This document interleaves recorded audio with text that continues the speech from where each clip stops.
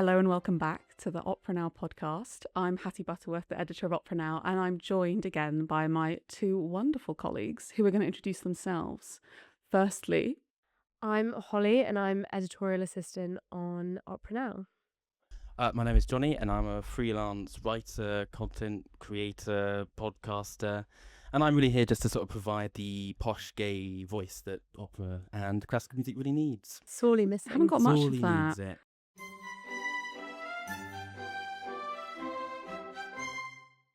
We usually begin with a bit of news. There's so much news. Oh, there's not. Are you happy to begin? I mean, basically, again, all the news is in the US. It's been a quite operatic time over in the calm waters of the UK, but in the US, it's all kicking off a little bit. Yeah, tell us about the Kennedy Cente, Holly. Yeah, so the ever updating story, that is the Kennedy Cente, which I've sort of taken it upon myself to be reporting on. It's kind of the end of the story because Trump has now announced that he's closing the Kennedy Center for a 2-year renovation project, which will close on the 4th of July, which will be the 250th anniversary of the USA and America. And yeah, I mean, he said it's to renovate it and restore it I think he said to make it the finest performing arts facility of its kind in the world. The last most recent event that happened there was actually the premiere of the Melania Trump documentary. Oh yes, that was there, wasn't it? They had that there, but obviously, as we've spoken on this podcast and also as we've reported on in Opera Now, I mean, they were just facing so many boycotts, closures, audience sales were down, people were backing out of planned appearances.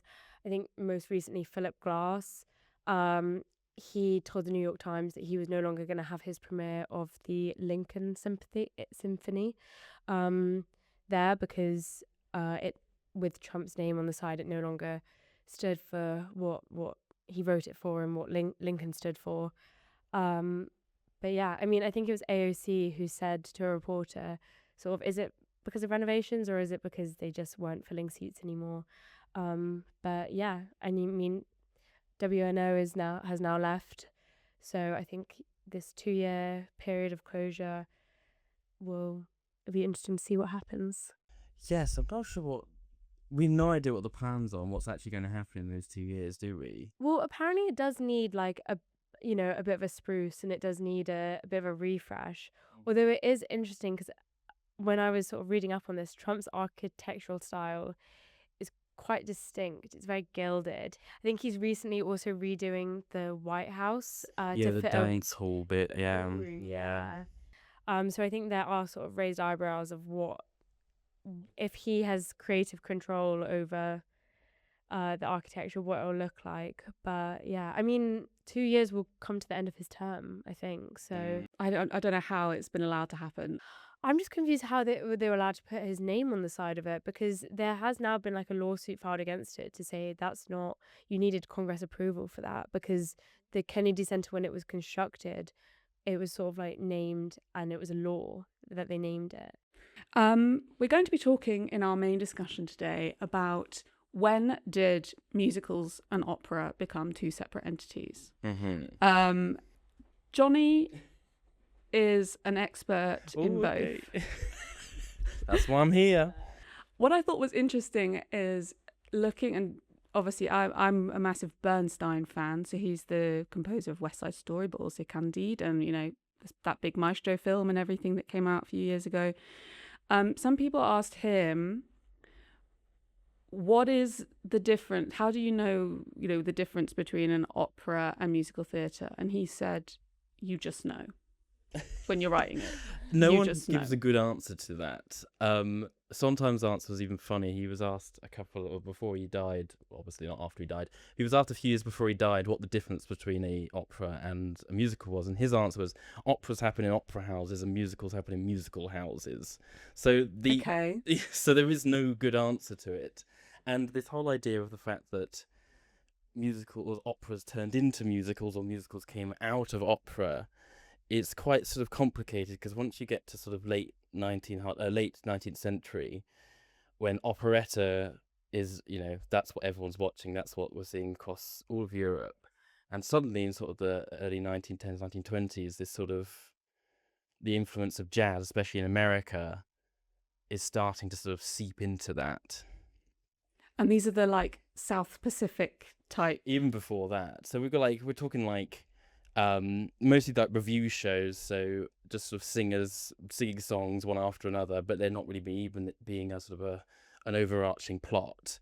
And a different style of singing, sort of this more jazz, sort of they call legit singing, and different orchestras and now bands with new saxophones, and so it's a much more sort of, I don't know how to describe it. It's a lot more sort of a direct sound for these sort of smaller spaces than you'd expect a sort of a big opera house. So obviously there are the differences, like opera singers are unmiked, musical theatre singers tend to be mic'd. Yeah. I also was reading about the type of stories, so the nature of the story. Often in musical theatre, the themes aren't quite as dark, but that's not a... Maybe when they originated, was it Yes. musicals more comedies when they first started? I think. Yes, so I would say that they were sort of, if also you think of in this country the sort of the music halls tradition, that was mostly comic, or even sort of through the First World War, it's all very much like patriotism and sort of keeping the spirits up. I mean, any overarching sort of definition, you'll probably find one opera or one musical that sort of counters it all. But the sort of the general sort of consensus of the first musical is Showboat, which came out in 1928, and that's Rodgers and Hart. I think it's Rodgers and Hart. But the reason people call it the first musical is because it begins to touch on serious themes. It actually does a lot with racism, especially in sort of like Southern America. And it's a really good musical, but it does require a lot of careful direction and some sensitive sort of dealings with the lyrics and stuff like that. Very often. It's well liked and it's got some really good songs in it. It's one of those things that sort of it pops up every now and again, and a big fuss is made about it because it's such an important show. But again, it's a bit like Porgy and Bess, how it just attracts a lot of criticism, but also just like attention, just because of its subject matter. It was written by two white men, about slaves, and sort of, especially because the audience at the time of the show in 1928 would have been mostly white anyway, and it's telling black stories as well. So it's a hard show. It needs a lot of careful consideration, but there's a really nice heart to it, and it's a really sort of it's got great songs. Honestly, it's brilliant. Back at the start, though, was the style of singing operatic, or was it always kind of more popular, what we now know as popular? So I like to think that sort of musical theatre was sort of the broad arching term. Musical theatre can sort of be split into two sort of channels that sort of came out at the beginning of the 20th century. And you can sort of still put musicals in those sort of two parties now. The one is that one that sort of grew out of operetta. So after Gilbert and Sullivan, there's some say that the height of operetta was actually after Gilbert and Sullivan. You have to always mention Gilbert and Sullivan as a member of the Cambridge University Gilbert and Sullivan Society. No. But things like the Student Prince and things like the Geisha, they just like thousands of performances. They were so popular, and another thing was that people were buying the sheet music to these songs and playing them at home. Everyone had pianos at home, or most middle classes had pianos at home. So, they were trying to write music that was singable as well. So there's that sort of, if you want to move away from the opera where you want, this sort of quite coloratura, and suddenly you would have, we can sing now. I can play this, take this home and sing this. That's so interesting. Singable. I guess also in musical theatre, there's less of like the defined roles of like, this is for a baritone, this is for a soprano, or do they still kind of have that? It does. It sort of does. It maybe sort of goes more into character and what you do, like a sort of a character actor or whatever, or a heroic tenor. It's somewhat there. It's more flexible though. It is a bit more flexible. Do you feel like today you can tell if a musical theatre singer has been operatically trained? I'd say you can tell when they haven't been operatically trained. Yeah. A classic example, and I will not name anyone because that's not very nice. But Phantom of the Opera, which has been going on for ages now. Most of the singers in that don't actually have to sing operatically. That's how it is. Except the two, Carlotta and her husband Piangi, which are the classics of diva, soprano, and a tenor. Are they the mains? No, they're the how to describe? They're just like she's like the big star of the opera house, but Christine is the sort of ingenue that the Phantom wants to like make the star. Okay. Little Phantom. We'll take you to see Phantom of the Opera. That's the next press Next trip. And in that, they obviously have to sing as much opera as an opera singer would in an opera, because there's just not as much for them to sing. But they are asked to do this big soprano stuff and so this sort of classical tenor sounding stuff. And I think you can sort of tell, and they're still mic'd during this. They're not being asked to, project like that. It's just easier to keep stuff mic'd in musicals. Everyone mic'd, because then when you go to the mixing desk, you're not dealing with live sound and non-live sound. Although also famously the top E at the end of music, the Phantom of the Opera that Christine sings is pre-recorded. I believe so. So fake. But you can tell. Maybe it's because it could be that they're asked not to sing full voice, full operatic because they're mic'd. But there's just, you can tell. It's just a different where it sits in their voice, in their throat, and sort of how it projects. I often feel like there's a lot more sort of shouty type singers in musical theatre, which really worries me for their vocal health. Belting. Oh yeah, it's called legit or belting, and again that comes from the jazz world. So belting is the shouting. Yeah. Well, you could say that to them. I worry about, can you belt healthily? Yeah. Healthy You belting. absolutely It's can. all about your diaphragm, isn't it? Yeah. It's like singing from here, not Let me singing introduce from you to here. Patti LuPone. Yes. Oh my gosh. When I went down a bit of a hole when I was researching and was looking at Sondheim, Yeah. got to Gypsy, watched Patti LuPone do Rose's Turn. It's the best one. And she, I did watch that and think she did seem like she was shouting, but also she was doing a great job. Yeah. Well, But her character was like shouting, I guess. That's how I feel about Cabaret, though. Oh, you didn't like Cabaret. I couldn't get on with the What? shouting. What? You didn't like Cabaret? The one in the West End right now? I really Get couldn't get out. on with it. Wait. How do I turn her What's mic her name off? again, the main lady? Sally Bowles. Sally Bowles. Sally Bowles. But Why are she's- you shouting? But she's supposed to. She's not a good singer. She's not meant supposed to be a bad good singer. That's the part of her role. Is that Oh, she's but like this terrible hurts my cabaret brain, singer. and it wasn't obvious enough to me. Oh my god, I love. Plus, every song in Cabaret goes on 5 minutes too long. Is this Disagree the more. Cabaret criticism podcast? Wait, I couldn't disagree more. I feel like we should, before I get angry about Cabaret, we should move I on think to anyone's ever Sondheim. got angry over Cabaret. To be fair, we can segue to. Also, when I was researching this, I was looking at Sondheim. You're a big Sondheim man. Well, thank you. And he said that the closest he ever came to writing an opera was Sweeney Todd. Yes. Seems a damn right shame. Okay, we Are have you- Seems an awful waste. Yeah, he's never. I did some research again just to look into why his reasons are. He was never against opera as a form. He was always very into. I mean, his upbringing. He said, "I'm not an opera fan." That's. She's got the quote. You are, in fact, But incorrect. but what I mean by that is that his upbringing was very classical. It was obviously his he was very close to the musical theatre world as well with Oscar Hammerstein, and but he went to Juilliard. He was classically brought up.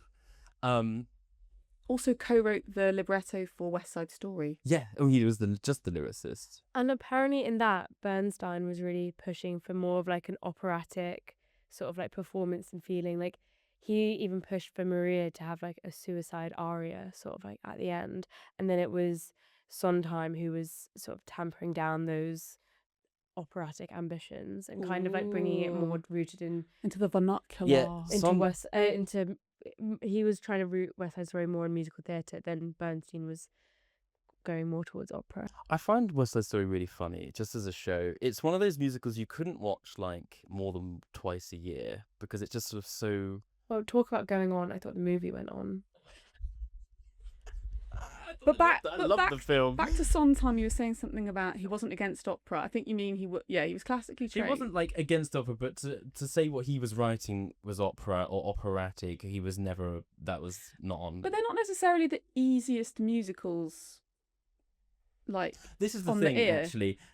To musical theatre people, a lot of musical theatre people aren't that into Sondheim because they see it as too sort of just, much on the sort of the classical side, and equally a lot of classical musicians think it's too musical theatre.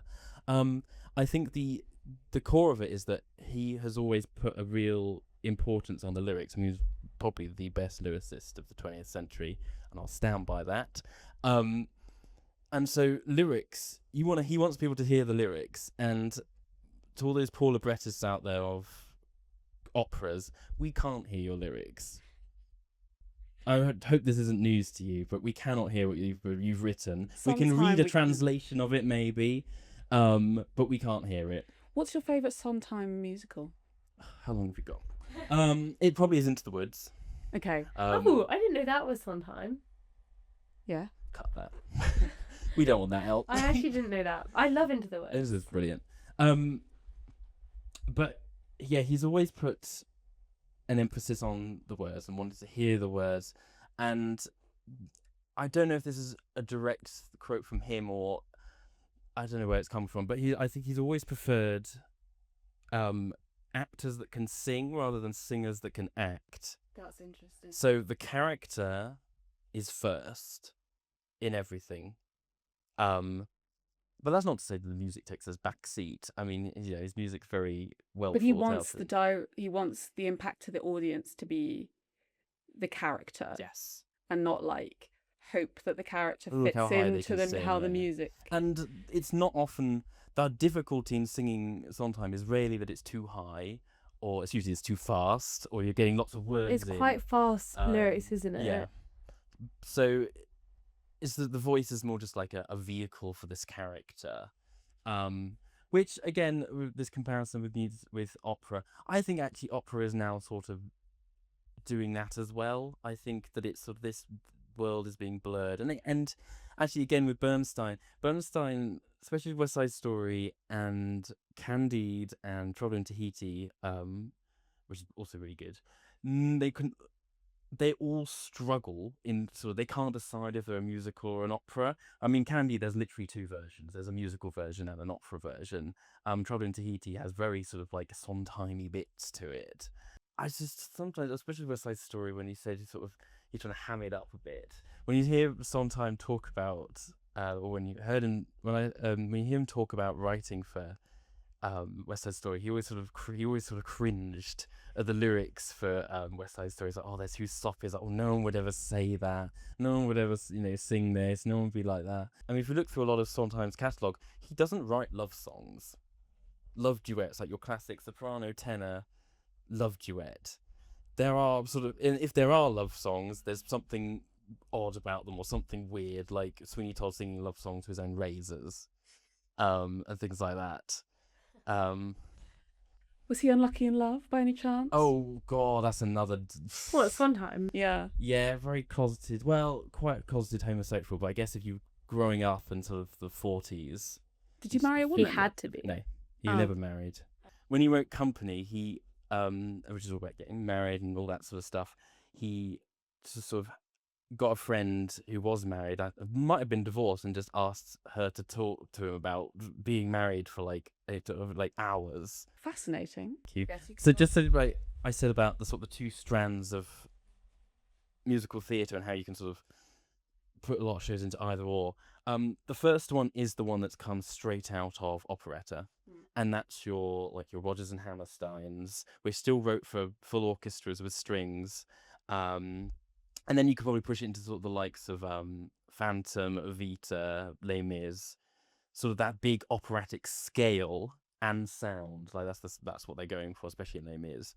And you can even push it, like it gets more blurred as you get to now because more people write new stuff and different stuff. like maybe Wicked could be considered more on the operetta side, operatic side, just because of its scale. Just because of its scale, and I mean, musicals, fewer and fewer musicals are now written on the same scale as they were in sort of the 80s and 90s, mostly just down to cost. But the other strand is that one that was born in Manhattan in jazz, and so sort of the also sits in the more sort of poppy side of whatever pop of that time was, so everything like Anything Goes, or Gypsy, I would say as well, because the original Gypsy was... What about Guys and Dolls? Yes, very much Guys and Dolls too. Very jazzy. And you could go like through Hair in the 70s, like maybe like Jesus Christ Superstar, and then even you even come to something Would you say like... Jesus Christ Superstar is more rock? Rock opera. Well, that's what the Rock rocky opera. poppy sort of sound. And then like you could even say like Hamilton Today sits in that sort of counter culture sort of... What about Six? Yes, they're all just like plays on pop stars. I saw a great musical at the weekend. What did you see? Ballad Lines. I don't know It's what a that folk is. musical. Oh. Finn Sorry. Anderson. Oh my gosh, what a terrible sigh. So what strand does that fit in, Johnny? It doesn't. That's its own strand. Doesn't fit in at all. I would really recommend it though. It's at Where the was Southwark it? Theatre, Oh, Southwark. Elephant. It's really Look, good. we're doing advertising now. No, I really recommend it. Anyway. I've got one last thing, sorry. Just Oh because my you spoke gosh. about microphones. Microphones were... Did I? Yes, you did. You said No, that, like... I did. Oh, sorry. Opera, obviously, not mic'd, and musicals are. That is the norm now. But there was a while at the beginning of musical theatre where they weren't mic'd. So yeah, mics did not really exist until about the 50s in musical theatre, 40s, 50s, and at first it was just mics at the front of the stage. They didn't have the tech to have them on them like they do now. So you had singers like Ethel Merman who could just belt the house down and belt over an orchestra. But it wasn't until sort of the 60s and 70s where they started having the mics actually attached to the performers. I think Cats was the first musical to have every actor on stage with like their own mic. Oh wow. That's a fact. That's a really good fact. Thank you.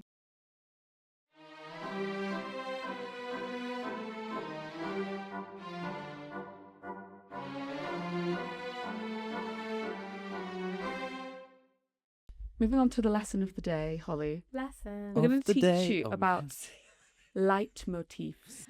Can I come in with, is it like in literature? Because Maybe. in literature, leitmotifs are sort of recurring themes, images, metaphors that resemble something else, like the green light in Great Gatsby, or Jealousy. something, yeah, or just like longing and desire, like, you know, a recurring like thing that comes up, which is like means something hidden underneath that you can sort of read between the lines. Yes. That is It's absolutely similar. it. That is The absolutely same. it. Correct. Am I right in thinking it was introduced by Wagner? Not necessarily. Yeah, I'd say popularised. I'd say he and popularised really, the like, pushed idea it. that a character is linked either to a melody, a harmony like a chord, or a certain instrument or instrumentation. Have you ever heard Peter and the Wolf? No. Which is a really good example of this, actually. Which is where every different animal is a different instrument. So when is sort of like what linked to them being on stage, that's what's playing? Yes. And did Wagner write that, or are you just saying that was before and then he popularised it? Wagner popularised the using it, and it's fundamental to the sort of the construction of sort of the entire opera, almost the textures that he creates all come from like, this is a reference to this character or this idea. They're not Especially throughout the Ring cycle. Oh yes. This is a big part of how they all link together. And it's not just characters as well. You have tunes that sort of reference like longing and desire, or just like the anger of Wotan and things like this. And this is going to expose my extreme lack of knowledge on the Ring cycle. It's the same characters throughout the 4 operas, or not? Yes. Okay. So they all follow on. Wait, so there'll be a sort of melody in Das Rheingold which will come up again in Siegfried because of a character. Yeah. Okay. If you go on YouTube, and I'm sure you're going to do this, there are playlists of hundreds of my motifs he's used. That's really cool. Just sort of one after another. And some of them are just like 2 beats, or they're just like I mean, maybe they're not even motifs at that point, but it was I don't know what I was gonna say it. What were you gonna say? Maybe I mean, this is literally just in my head because we were just speaking about Hamilton. But in Hamilton, like Lin-Manuel Miranda does that, no? Yes, Like that's like Eliza and her like Helpless, and then like in other songs you can hear like the Helpless train going through of what Eliza's doing in that moment or whatever. Yeah, the music. Is that example? It's I don't know. it's gone into the world of musicals and the world of film. I mean, it's all because of Wagner, really. Really? Yes, I mean, That's if you listen to crazy. John Williams, anything like So true. Star Wars, there's Hogwarts theme. exactly. But like Star Wars, there's Leia, there's Luke, there's Yoda's theme. There's just all these different themes. Hedwig. Hedwig's theme. And sort of once you know them, or once you can recognize them, you realize every time even when they mention a character, that you hear the tune sort of just in the background. And So that would be considered a leitmotif. Yeah, because and that's what's so brilliant about leitmotifs in music, is they're able to sort of show feeling and thought and what a character's thinking without either telling us or showing us. So there's a bit where I've got to get this right. I think it's in Valkyrie where they think of the sword that's stuck there. Well, the sword is stuck in what's it stuck in? It's not a stone or the tree. It's different in different productions, but as we mention the sword, we hear it's a arpeggio. Just when they just thought about the sword, it's come up in this conversation. Now it's sort of, you can sort of like swirling in their heads. Again, it also exists beyond Wagner, so he's popularized it. I recently did a video on my Instagram about shameless plug. What is your Instagram handle? No, I mean it's _ Jonny Whiting _ which is really easy to remember. I did it on. I sort of had a look at how Scarpia is shown in Tosca, and it's these amazing chords in the lower brass. The whole show opens with go boom boom boom boom boom. We might just leave me in singing that. And he doesn't appear until sort of towards the end of the first act, but you can tell that the audience, the characters, they're terrified of him. They're living under his shadow. He's the police chief of Rome, and when the prisoners trying to escape, they just mention the word Scarpia, and you just hear it in the winds. He's like Voldemort. It literally is. They almost couldn't say his name. He was like Harry Potter. But it's just sort of sends a chill down your spine and it's like you're feeling what they're feeling. Who's Scarpia? Oh yes. Sorry. What a useful thing to use in music then. You're so right though. I mean, John Williams is so influenced by Wagner. Yes. It's like sometimes I'm like, Wagner, and it's John Williams, and vice versa. It's also, I think, again, go onto YouTube because there's all these breakdowns of like the John Williams music, and they'll sort of highlight when these scores come out, when these motifs appear, and it's just one of the things you always want to, like, if before watching Star Wars, you want to like revise the themes, so you sort of know what to look out for and to listen for. You want to do that, okay? And I did do that, and he did. And it was a great experience. The rest of us don't. And I enjoyed it better than most others. Wow, interesting. Yeah. The more I know. The more you know. Okay. Well, thank you so much for joining us for this episode. There's another one coming very soon. There is actually a new issue. Oh, well, it's with Koski himself on the front, which is out now. You can subscribe to Opera Now on our website, where you also find all the latest reviews, features. Everything is now available online. And please follow us on Instagram at Opera Now Magazine. Indeed. And again, we do lots of fun things over there. But thank you very much for joining us. Please follow, like, and subscribe, and leave a rating or review. All the above. Thank you very much. We'll see you soon.